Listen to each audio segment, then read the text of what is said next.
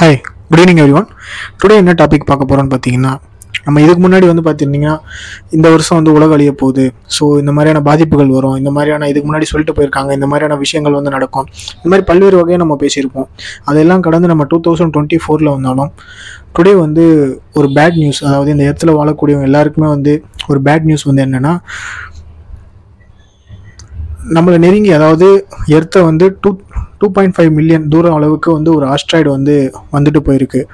So இது ஆக்சுவலாக இது நம்மளை நோக்கி வந்திருந்தால் டுடே தான் பூமியை லேண்ட் இதுவாகிருக்கும், தாக்கியிருக்கும் அப்படின்னு நாசா சயின்டிஸ்ட் அவங்க சொல்கிறாங்க.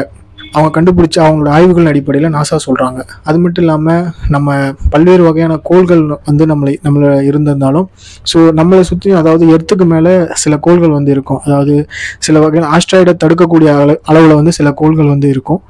ஸோ அதன் காரணமாக இந்த இதோடைய தூரம் பார்த்தீங்கன்னா 2.5 கிலோமீட்டர் அளவுக்கு பூமியை நெருங்கியிருக்கு. ஸோ அந்த பல்வேறு வகையான கோள்கள் காரணமாக ஸோ அது திசை திருப்பி இப்போ 4.5 மில்லியனுக்கு மேலே இது தூரமாக நெருங்கி தூரமாக போயிருக்கு, எர்த்தை விட தூரமாக போயிருக்கு அப்படின்னு சொல்லப்படுது. அது மட்டும் இல்லாமல் இதனுடைய அடி பார்த்தீங்கன்னா 310 அடி ஃபீட், அவ்வளோ அந்த அளவுக்கு உயரமான ஒரு ஆஸ்ட்ராய்டு பூமியை நெருங்கி வந்திருக்கு.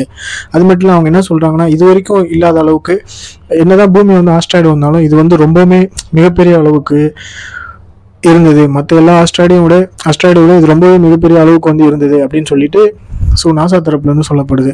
அது மட்டும் இல்லாமல் இது 75,000 கிலோமீட்டர் ஸ்பீடில் பூமியை தாக்கியிருக்கோம்.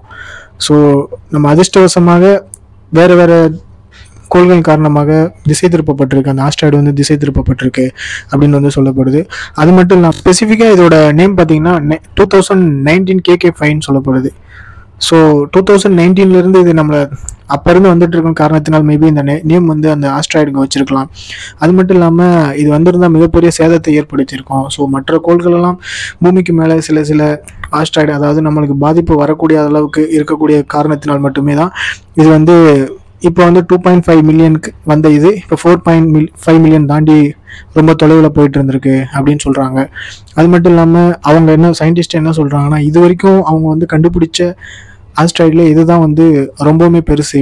ஏன்னா 310 ஃபீட் அடிக்கு இருக்கிறனால இதுதான் ரொம்பவுமே பெருசு அப்படின்னு சொல்கிறாங்க. ஸோ இதோட வேகத்தை கட்டுப்படுத்தின மற்ற திசை திருப்பின மற்றவருடைய ஆஸ்ட்ராய்டு இதோட வேகத்தை கட்டுப்படுத்தி மற்ற வகையில் திசை திருப்பின ஆஸ்ட்ராய்டு நிறையா இருந்த காலத்தினால தான் இப்போ எர்த்து இதுலேருந்து தப்பிச்சிருக்கு அப்படின்னு அவங்க சொல்லப்படுறாங்க. ஸோ அது மட்டும் இல்லை, நம்ம என்னதான் விண்வெளிக்கு நம்ம நிறையா ராக்கெட்ஸ் எல்லாமே அமைச்சிருந்தாலும் ஸோ நாசா எப்போவுமே இந்த மாதிரியான விஷயங்களை அவங்க 100% மேலே அவங்க எஃபர்ட் போட்டு பூமி ஏதாவது தாக்க வருதா அப்படின்றத ஒரு விஷயத்தை அவங்க எப்போவுமே கண்டுபிடிச்சிட்டு இருக்காங்க. ஸோ அந்த வகையில் நாசா ரொம்பவே நம்ம பாராட்டக்கூடிய வகையில் தான் இருக்குது. ஸோ என்னதான் பல்வேறு விதமாக ஆராய்ச்சி பண்ணியிருந்தாலும் ஸோ அவங்க என்ன சொல்கிறாங்க அப்படின்னா 2013 இதுக்கு முன்னாடிலாம் 1323 இதுக்கு முன்னாடிலாம் பேசப்பட்ட நம்ம வேறு விதங்களாக பூமி இப்படி இருக்கும், ஸோ அப்படி பல்வேறு விதமாக அழிஞ்சு போயிருக்கோம் அப்படின்னு சொல்லப்படுது. ஸோ இந்த மாதிரியான நம்ம இதெல்லாமே தாண்டி 2024 அடியெடுத்து வச்சுருக்கோம். அடியெடுத்து வச்ச இந்த முதல் மாதத்துலேயே பார்த்திங்கன்னா இந்த மாதிரியான ஒரு ஆஸ்ட்ராய்டு கண்டுபிடிச்சது மிகவும் எல்லாருக்குமே ரொம்ப ரொம்ப ஒரு பயத்தை ஏற்படுத்தியிருக்கு அப்படின்னு சொல்லலாம். இது உண்மையிலேயே இந்த 2024 இதுவுமே ஆஸ்ட்ராய்டு நம்மளை நெருங்கி இப்போ தொலைவில் போனது இதுவுமே ஒரு மறக்க முடியாத ஒரு இதுவாக இருக்கலாம் அப்படின்னு சொல்லப்படுது.